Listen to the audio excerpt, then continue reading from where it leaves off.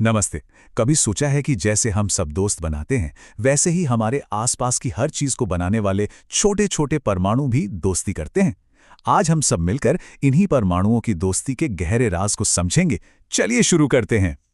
अच्छा, एक मजेदार सवाल से शुरुआत करते हैं। जरा सोचिए, ये दुनिया सिर्फ परमाणुओं की धूल का एक ढेर क्यों नहीं है? ये कुर्सी, ये पानी, हवा, सब कुछ एक साथ जुड़ा हुआ कैसे है? इसका जवाब इन्हीं परमाणुओं की दोस्ती में छिपा है, जिसे विज्ञान की भाषा में हम कहते हैं रासायनिक आबंध या केमिकल बॉन्ड। तो इस राज को समझने के लिए आज हम 5 आसान कदम चलेंगे। सबसे पहले जानेंगे कि परमाणु दोस्त बनाते ही क्यों हैं। फिर समझेंगे कि ये दोस्ती यानी रासायनिक आबंध आखिर है क्या, और उसके बाद दोस्ती करने के 2 सबसे मजेदार तरीके देखेंगे, और अंत में सारी बातें संक्षेप में दोहराएंगे।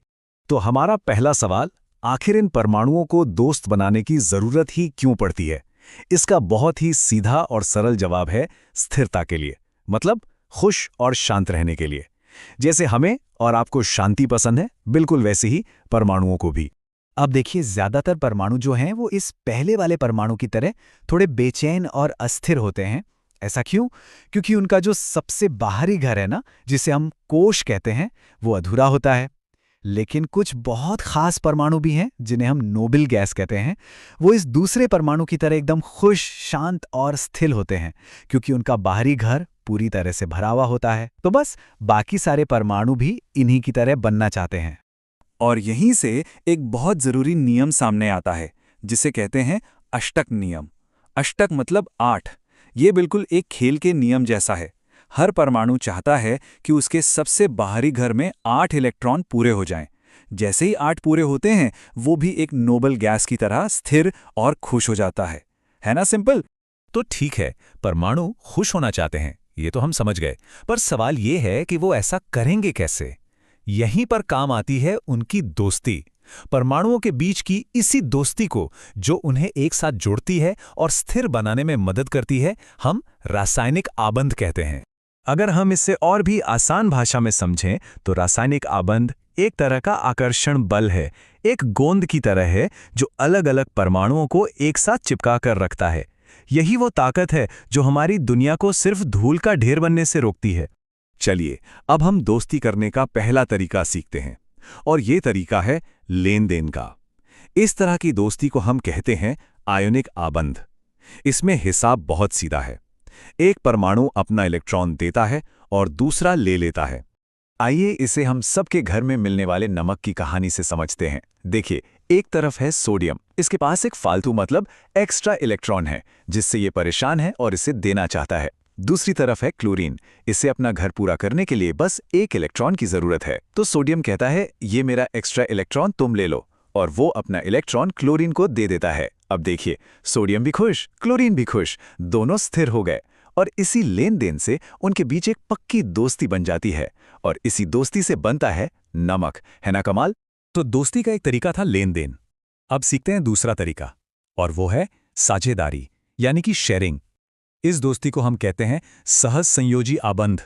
इसका नियम है शेयरिंग इज केयरिंग। जब कोई परमाणु अपना इलेक्ट्रॉन दे नहीं सकता, तो वो दूसरे के साथ शेयर कर लेता है। चलिए, क्लोरीन के 2 परमाणुओं का उदाहरण लेते हैं। अब देखिए, इस वाले क्लोरीन को भी स्थिर होने के लिए एक इलेक्ट्रॉन चाहिए, और दूसरे वाले क्लोरीन को भी एक ही इलेक्ट्रॉन चाहिए। मुश्किल यह है कि कोई भी अपना इलेक्ट्रॉन देना नहीं चाहता। तो अब वो क्या करेंगे? कोई आइडिया है? इसका हल है साझेदारी। दोनों क्लोरीन परमाणु अपना एक एक इलेक्ट्रॉन बीच में रखते हैं और उस इलेक्ट्रॉन की जोड़ी को शेयर कर लेते हैं। इससे पता है क्या होता है? दोनों को ऐसा महसूस होता है कि उनके बाहरी घर में 8 इलेक्ट्रॉन पूरे हो गए। है ना ये कमाल का आइडिया? और इस तरह वो मजबूती से जुड़कर एक क्लोरीन अणु बना लेते हैं। और ये साझेदारी वाली दोस्ती और भी मजबूत हो सकती है। सोचिए, जैसे 2 दोस्त एक दूसरे का एक हाथ पकड़े, वो हुआ एकल आबंध। अगर वो 2-2 हाथ पकड़ लें तो दोस्ती और पक्की हो गई, वो हुआ द्विआबंध। और अगर वो 3-3 हाथ पकड़ लें, जैसे नाइट्रोजन में होता है, तो वो बन जाता है त्रिआबंध। ये तो बहुत ही मजबूत दोस्ती होती है। बहुत बढ़िया। तो हमने दोस्ती के दोनों तरीके देख लिए। चलिए, अब फटाफट से जो कुछ भी सीखा है उसे एक बार दोहरा लेते हैं, ताकि ये सारी बातें हमें हमेशा के लिए याद हो जाएं। तो आज हमने क्या सीखा? पहली और सबसे जरूरी बात, परमाणु दोस्त इसलिए बनाते हैं ताकि वो स्थिर हो सकें, और इसके लिए वो अष्टक नियम का पालन करते हैं। दूसरी बात, दोस्ती का पहला तरीका है आयनिक आबंध, जिसमें इलेक्ट्रॉनों का लेन देन होता है। और तीसरी बात, दोस्ती का दूसरा तरीका है सहसंयोजी आबंध, जिसमें इलेक्ट्रॉनों की शेयरिंग मतलब शेयरिंग होती है। और याद रखें, इन्हीं दो तरह की दोस्ती से हमारे आसपास की लगभग हर चीज बनी है। तो आज हमने परमाणुओं की दोस्ती का एक छोटा सा राज तो जान लिया, लेकिन अगर परमाणु इतनी मजबूत और अनोखी दोस्ती कर सकते हैं तो जरा सोचिए, विज्ञान की इस दुनिया में और कितने ही मजेदार राज छिपे होंगे जो बस खोजे जाने का इंतजार कर रहे हैं।